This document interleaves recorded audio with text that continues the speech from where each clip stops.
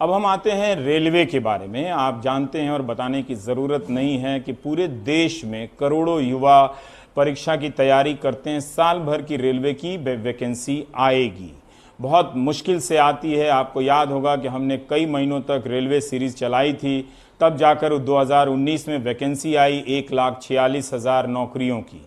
आपको बताते हुए ये हर्ष का हश्र हो रहा है, हिंदी में समझिए कि परीक्षा के भी 1 साल से ज़्यादा समय हो गए हैं, वैकेंसी आए हुए 2.5 साल हो गए हैं, मगर loco pilot, assistant loco pilot की बहाली, ज्वाइनिंग की प्रक्रिया अभी तक पूरी नहीं हुई है।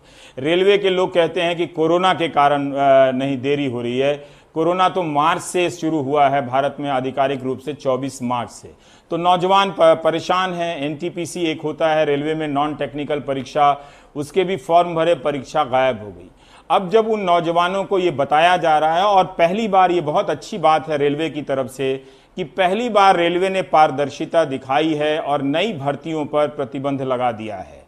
और इस साल Indian railway medical services, Indian railway personal services में कोई भर्ती नहीं होगी। ये ज़रूर कहा गया है कि जो पहले भर्तियां निकली हैं उन पर असर नहीं पड़ेगा, लेकिन उनकी वैकेंसी ही पूरी नहीं हो रही है, ज्वाइनिंग ही नहीं हो रही है। आप रेल मंत्री के ट्विटर हैंडल पर जाके देखिए तो लोको पायलट और असिस्टेंट लोको पायलट, ये zone, Bhopal zone, Gorakhpur zone, Mumbai zone, मार लड़के तमाम उस पर शिकायतें कर रहे हैं, पर कोई सुनने वाला है नहीं। उनकी अब लगता है भी नहीं है कि रेलवे की कोई अब सुनेगा। कारण यह है कि रेलवे की कमाई खराब हो गई है, कम हो गई है, हालत खस्ता हो गई है। वैसी नहीं है जैसे पीयूष गोयल के ट्विटर हैंडल पर रेलवे दिखती है चमकती हुई। वैसी ब्रांडिंग काश रेलवे भीतर से भी होती तो कल्याण हो जाता रेलवे का। ये एक बड़ा सवाल है, क्योंकि रेलवे सरकारी क्षेत्र में सबसे अधिक नौकरी देने वाली संस्था है।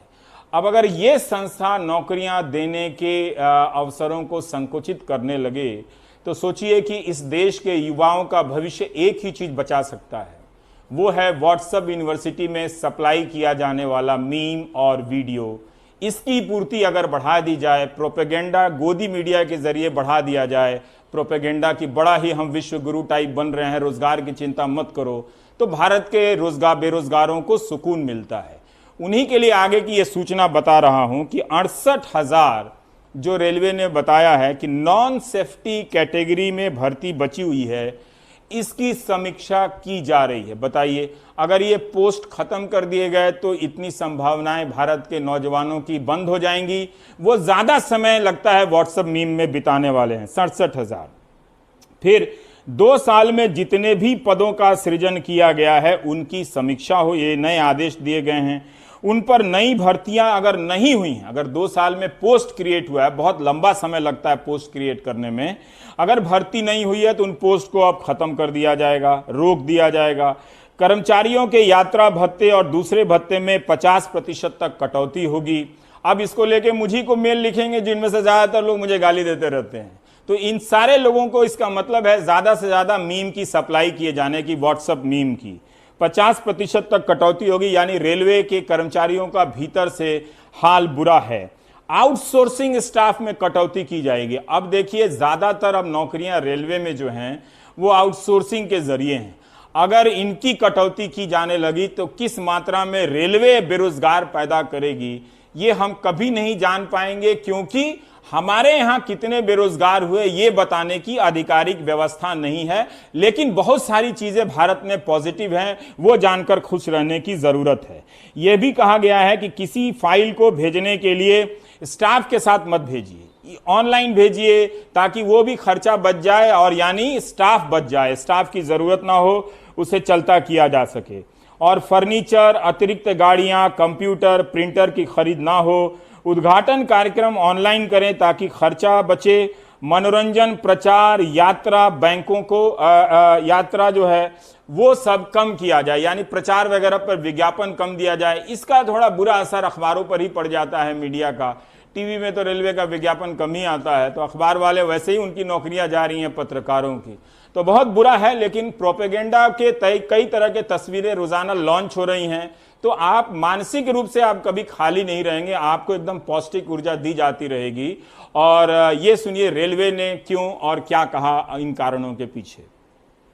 हमारे पास जो वैकेंसी जो है अभी सेफ्टी कैटेगरी में है 1,53,000, और जो नॉन सेफ्टी कैटेगरी में है वो 1,37,000। तो रफली अराउंड 2.9 लाख 90 लाख जो है वैकेंसीज हमारे पास हैं, जिसमें से हमने सेफ्टी कैटेगरी की वैकेंसी जो नोटिफाई की हुई है अभी वो 72,274 ऑलरेडी कर चुके हैं। नॉन सेफ्टी कैटेगरी की हमने की है 68,366। So the total notified vacancies are 1,40,640।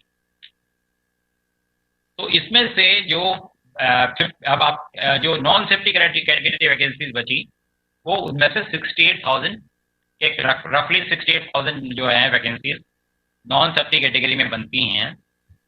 उनमें से जो आप लोगों के संज्ञान में कहा है कि हम लोगों ने अभी कहा है कि रेलवेज को कि आप अपनी सेफ्टी कैटेगरीज की वैकेंसीज एज इट इज आप भरिए, जो नॉन सेफ्टी कैटेगरीज की वैकेंसी है उनको आप रिव्यू करिए।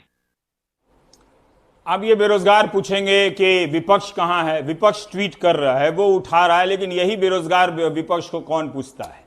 तो बेरोजगारी का एक मुद्दा भारत में राजनीतिक रूप से समाप्त हो गया। वैसे कई राज्यों में है गंभीरता के साथ, लेकिन राजनीतिक रूप से समाप्त हो गया है। अगर आप कुछ वैचारिक नैरेटिव वाली राजनीति कर रहे हैं, कुछ तस्वीर वीडियो वाली, तो इस तरह के समस्याओं को आप गायब कर सकते हैं। हाल फिलहाल के चुनावों में यह साबित भी हुआ है, खासकर गोदी मीडिया के दौर में। ये बात मैं क्यों कहता हूं, बहुत बुरा भी लगता है कहने में, लेकिन ये सच्चाई है कि ये वो पब्लिक है जो पब्लिक नहीं है। जनता ने ही जनता के होने का अस्तित्व समाप्त कर दिया है। इसीलिए किसी भी प्रश्न का जवाब नहीं आता है, किसी भी आंदोलन पे जवाब नहीं आता। आपने कब सुना कि मंत्रियों ने बुलाकर प्रतिनिधियों से बात की है, ये आंदोलन हुआ है। अब कोल इंडिया के लोग जो 3 लाख लोग हैं, अब मैं तो नहीं कहता कि सब कोई गोदी मीडिया में बह गए होंगे या व्हाट्सएप यूनिवर्सिटी में, लेकिन जो बह गए थे वही बताएं कि क्या उन्होंने नहीं देखा था कि 6 साल में मीडिया समाप्त हो गया, मीडिया जन सरोकार के मुद्दों को नहीं उठाता है। अब जब उनकी बारी आई है तो फिर वो मीडिया को क्यों कोस रहे हैं कि मीडिया उनका नहीं दिखा रहा है। क्या आपको लगता है, पता भी है कि 3 दिनों के लिए कोल इंडिया में जो प्राइवेटाइजेशन हुआ है उसको लेकर 3 लाख कर्मचारी आंदोलन कर रहे हैं? आपको कभी पता नहीं चलेगा। अब इन्हीं से पूछिए कि क्या इनको इस बात का फर्क पड़ता है कि सफूरा जरगर एक गर्भवती महिला के खिलाफ किस तरह से अन्याय हुआ, भीमा कोरेगांव केस में किस तरह से 2 साल का ट्रायल नहीं हुआ और एक नौजवान लड़के को उठाकर जेल में बंद कर दिया गया, सुधा भारद्वाज। तो क्या इन लोगों को इन संवैधानिक सिस्टम के मसले का कोई फर्क पड़ता है, जो ये शिकायत कर रहे हैं कि मीडिया को कोई फर्क नहीं पड़ता? इसीलिए मैं कहता हूं कि ये पब्लिक है, ये वो पब्लिक है जो पब्लिक ही नहीं है। ये कोरबा छत्तीसगढ़ से आए वीडियो को आप देख लीजिए। मेरी बात वैसे 10 साल बाद समझ में आएगी, अभी नहीं, इसलिए चिंता मत कीजिए, चिल कीजिए।